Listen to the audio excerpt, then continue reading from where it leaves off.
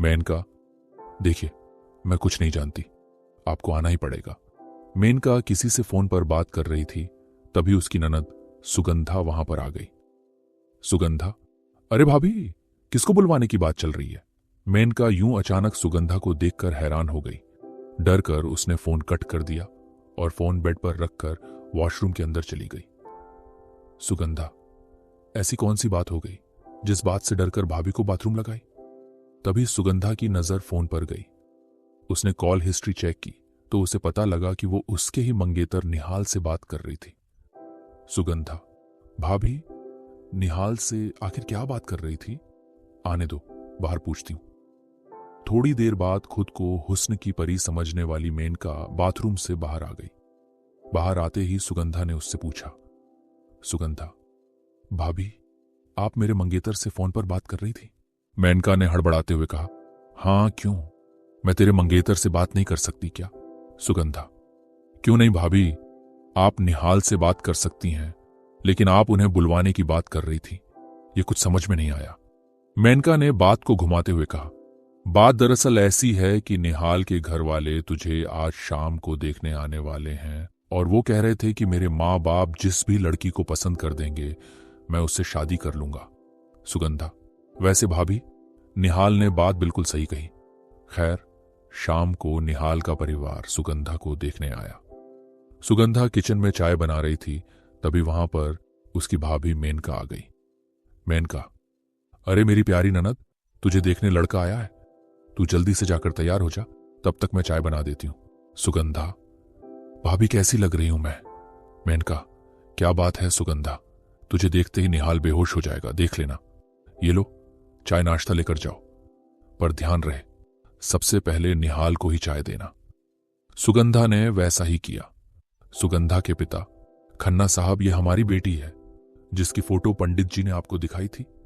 अगर निहाल चाहे तो अकेले में जाकर बातचीत कर सकता है। खन्ना साहब, हाँ बेटा निहाल, जाओ सुगंधा से अकेले में जाकर बात कर लो। चाय पीते पीते निहाल को थोड़ा सा सरूर चढ़ने लगा। निहाल, अरे नहीं नहीं, मुझे कोई बात नहीं करनी। अगर आप सभी को रिश्ता मंजूर है तो मुझे भी मंजूर है, अगर आप सभी को रिश्ता मंजूर नहीं है तो मुझे भी मंजूर नहीं है। इतने में वहां पर सुगंधा की भाभी मेनका आ गई और हाथ पकड़कर उन दोनों को अपने कमरे में ले गई। मेनका, अरे क्या बच्चों की तरह शर्मा रहे हो तुम लोग? अब तुम दोनों चुपचाप बातचीत कर लो, कोई नौटंकी नहीं चाहिए मुझे। अगर कहो तो मैं चली जाती हूं यहां से।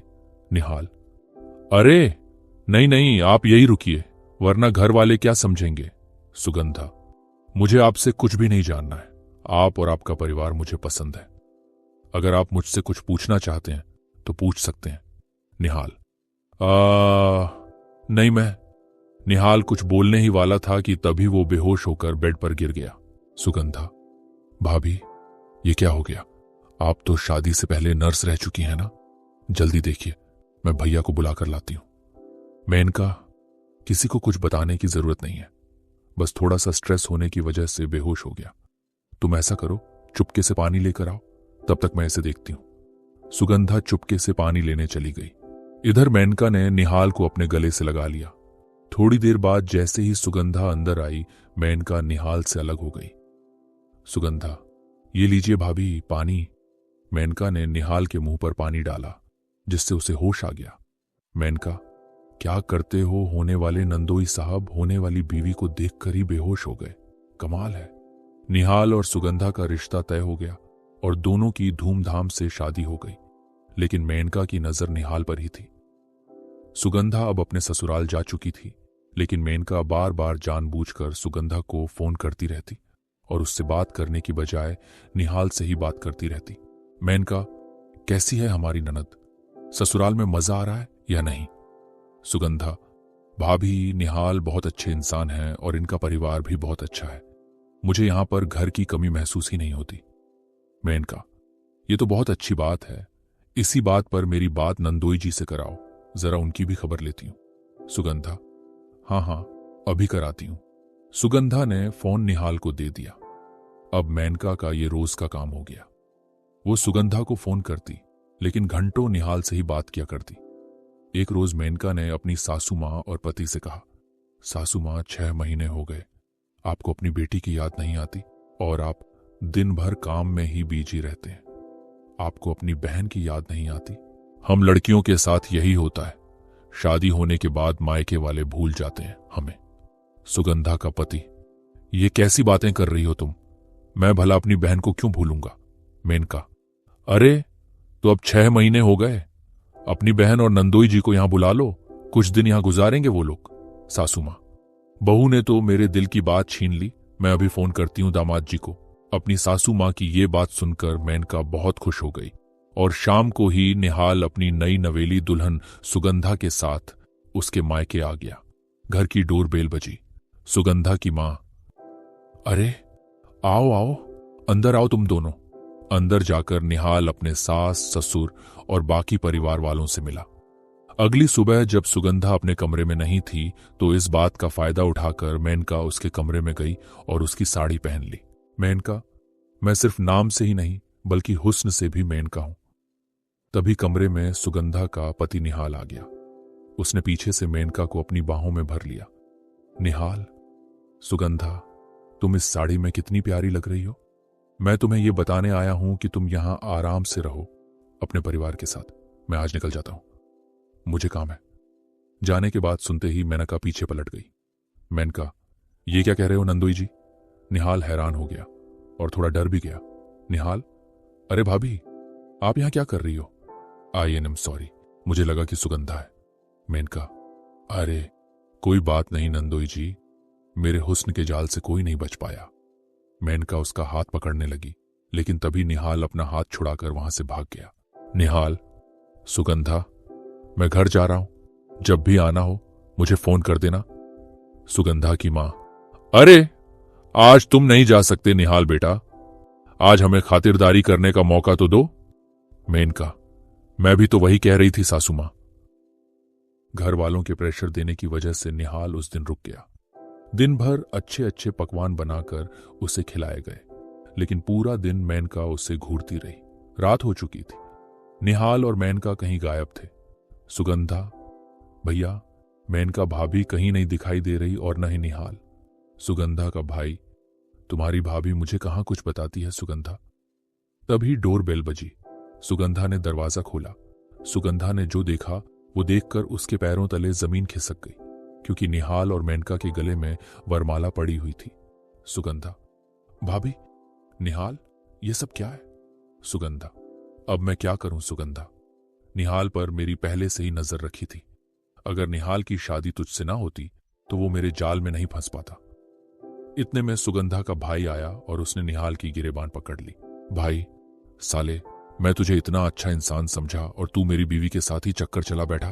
तुझे मैं छोड़ूंगा नहीं, पहले तुझे मारूंगा, उसके बाद मेनका को मौत के घाट उतार दूंगा। अचानक घर में महाभारत मच गया।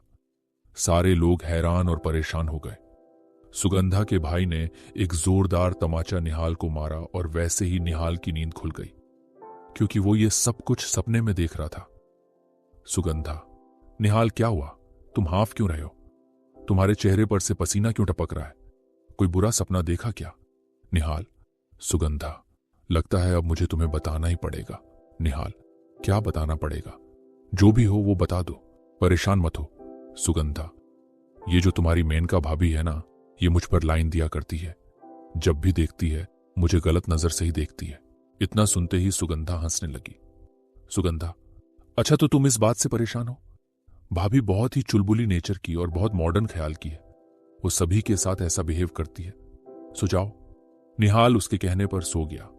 लेकिन अगली सुबह जब बाथरूम के अंदर से निहाल टॉवल मांग रहा था, तब मेनका उसे टॉवल देने के बहाने बाथरूम में ही घुस गई।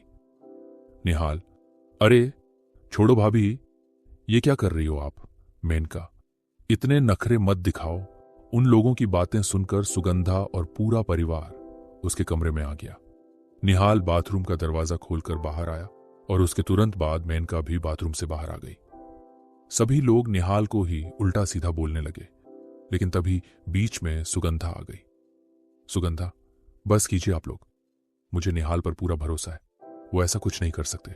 सुगंधा का भाई, मुझे भी मेनका पर पूरा भरोसा है।